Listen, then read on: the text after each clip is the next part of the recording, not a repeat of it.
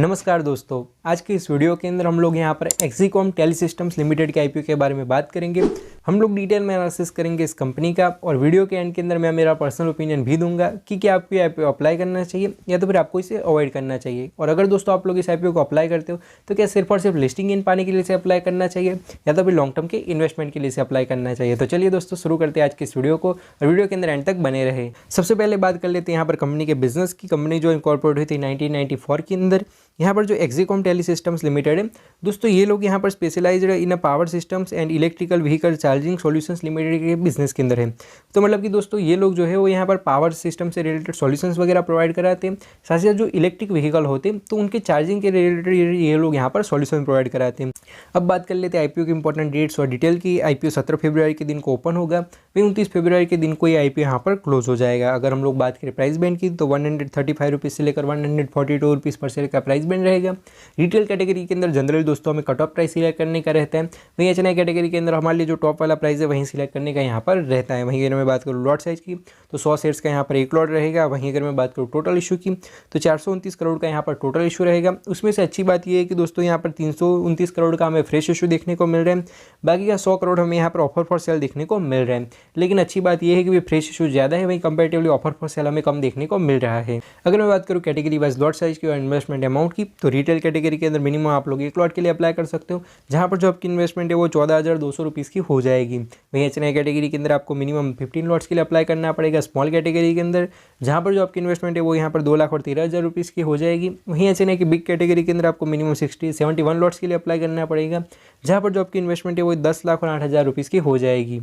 दोस्तों अब बात कर लेते हैं सबसे ज़्यादा इंपॉर्टेंट चीज़ की, जो कि है कंपनी के फाइनेंशियल्स। अगर हम लोग बात करें एसेट्स की तो ईयर ऑन ईयर हमें इसके अंदर कुछ खास ग्रोथ देखने को नहीं मिल रही है, प्लस आज की तारीख के अंदर कुछ 629 करोड़ के एसेट्स हमें देखने को मिल रहा है। वहीं दोस्तों अगर बात करी जाए रेवेन्यू की तो ईयर ऑन ईयर रेवेन्यू के अंदर काफ़ी अच्छी ग्रोथ है।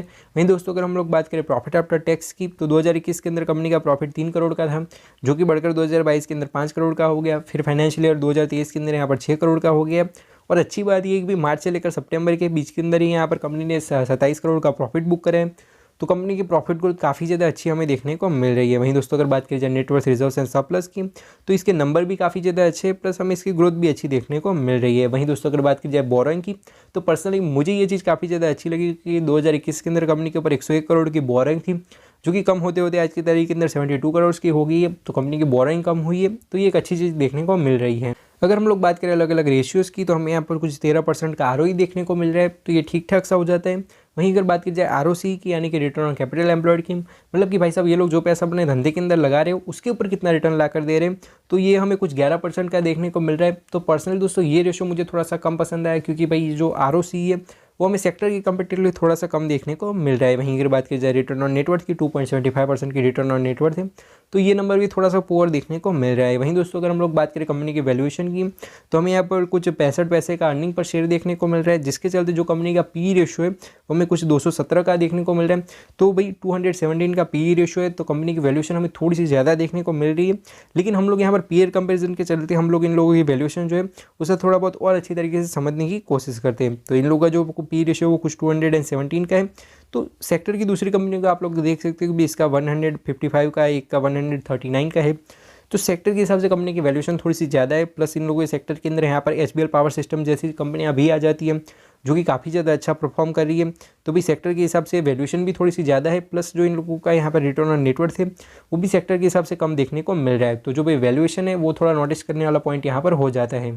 भाई अगर बात करें जाए ऑब्जेक्ट्स ऑफ इशू की, भाई साहब ये लोग यहाँ पर आईपीओ लेकर क्यों आए हैं, तो भाई पहले तो इन लोगों ने यहाँ पर एक तेलंगाना के अंदर एक मैन्युफैक्चरिंग फैसिलिटी जो है उसका सेटअप करना चाह रहे हैं, उसके लिए पैसा चाहिए। साथ ही साथ जो डेट और बोरिंग वगैरह ले रखे तो उसमें से कुछ का रीपेमेंट करना चाह रहे, तो वो भी रीज़न है। साथ ही साथ ये लोग यहाँ पर वर्किंग कैपिटल की रिक्वायरमेंट है।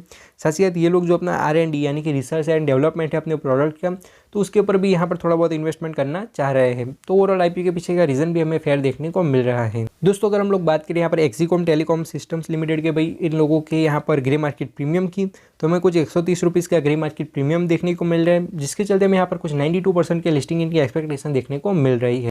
तो दोस्तों हम लोगों ने यहाँ पर डिटेल में एनालिसिस करा एक्सीकॉम टेलीसिस्टम्स लिमिटेड के आईपीओ का। अगर मैं बात करूँ मेरे पर्सनल ओपिनियन की, पर्सनली मुझे कंपनी कुछ खास नहीं लगी। नो डाउट कंपनी अच्छी है, परफॉर्मेंस भी अच्छा है, प्लस इन लोगों का जो सेक्टर है वो थोड़ा सा इंटरेस्टिंग है। ये लोग यहाँ पर इलेक्ट्रिक व्हीकल के चार्जिंग के इंफ्रास्ट्रक्चर के सेक्टर में से आते हैं, तो थोड़ा सा इंटरेस्टिंग हो जाता है। और दोस्तों आज की तारीख के अंदर जो इतना ज़्यादा जीएमपी है और जो हमें 92% के लिस्टिंग इनकी एक्सपेक्टेशन देखने को मिल रही है, तो इसके पीछे का भाई सिंपल रीज़न यही है कि ये लोग जिस बिज़नेस में से आते हैं वो ईवी का बिज़नेस है, ईवी से रिलेटेड बिज़नेस है।